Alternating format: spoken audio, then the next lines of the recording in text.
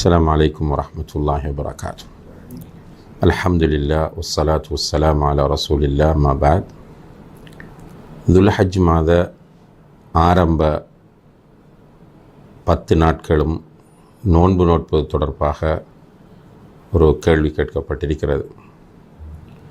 இதை பொறுத்தவரையில் அன்புள்ள சகோதர சகோதரிகளே, துல்ஹஜ் மாதத்தின் ஆரம்ப 10 நாட்களும் மிகவும் மகத்தான சிறப்புமிக்க நாட்கள் என்பதை நாம் குர்ஆன் சுன்னாவின் நிழலிலே அறியக்கூடியதாக இருக்கிறது.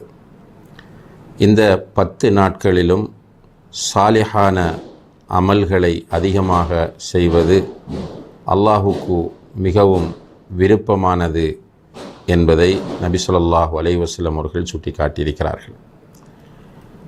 நபி ஸல்லல்லாஹு அலைஹி வஸல்லம் அவர்கள் பொதுவாக சாலிஹான அமல்கள் என்று சொல்லியிருக்கிறார்கள் என்பதை சஹீஹான ஹதீஸ்களில் பார்க்கிறோம். ஆனால் குறிப்பாக இன்ன வணக்கங்கள் என்று அவர்கள் பட்டியலிட்டார்களா என்றால் அவ்வாறு ஹதீஸ்களை நாம் காண முடியவில்லை. அதிலும் நோன்பு நோட்பதை பொறுத்தவரையில் நபி ஸல்லல்லாஹு அலைஹி வஸல்லம் அவர்கள் துல்ஹஜ் மாதத்தின் 9வது நாள் நோன்பு நோட்பதை நமக்கு வலியுறுத்தினார்கள். அந்த நாளில் நோட்கப்படக்கூடிய நோன்பு சென்ற வருட பாவத்திற்கும் எதிர்வரக்கூடிய வருடத்திற்கான பாவங்களுக்கான பரிகாரமாக அமையும் என்று நபி ஸல்லல்லாஹு அலைஹி வஸல்லம் அவர்கள் கூறியிருக்கிறார்கள். அதே நேரத்தில் 10வது நாள் உண்டு குடித்து மகிழ்ச்சியாக இருக்க வேண்டிய பெருநாள் என்பதனால் அந்த தினத்தில் நோன்பு நோட்பது ஹராமாகும்.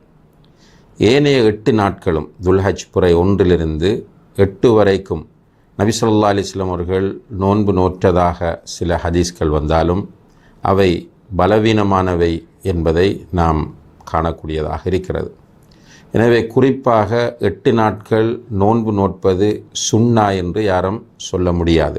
ஏனென்றால் தெளிவான ஆதாரம் இல்லாமல் ஒன்றை நாம் சுன்னாவாக ஆக்க முடியாது. இருந்தாலும் கூட பொதுப்படையாக சாலிஹான அமல்கள் அல்லாஹுக்கு விருப்பமானவை என்று ஹதீஸில் வருவதால் ஒருவர் அந்த 8 நாட்கள் நோன்பு பிடிக்க விரும்பினால் அதை தடை செய்யவும் யாராலும் முடியாது என்பதை நாம் புரிந்து கொள்ள வேண்டும். நோன்பு நோட்கிறவர்கள் 8 நாள் ரசூலுல்லாஹி ஸல்லல்லாஹு அலைஹி வஸல்லம் அவர்கள் நோன்பு நோற்றார்கள் அல்லது அவ்வாறு நோன்பு நோட்பது சுன்னா என்ற அடிப்படையில் நோன்பு நோட்க வரக்கூடாது.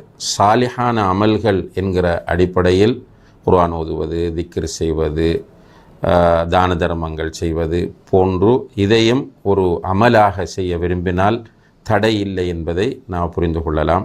அதே போல் அதிலே வரக்கூடிய திங்கள் வியாழனில் நோன்பு நோற்றுக்கொள்வது என்பது சிறப்பானதாகும். அல்லது ஒரு நாள் விட்டு ஒரு நாள் நோன்பு நோற்றுக்கொள்ள விரும்பினாலும் அதற்கும் மார்க்கத்திலே அனுமதி இருக்கிறது என்பதை நாம் புரிந்து கொள்ள வேண்டும். வல்லாஹு தஆலா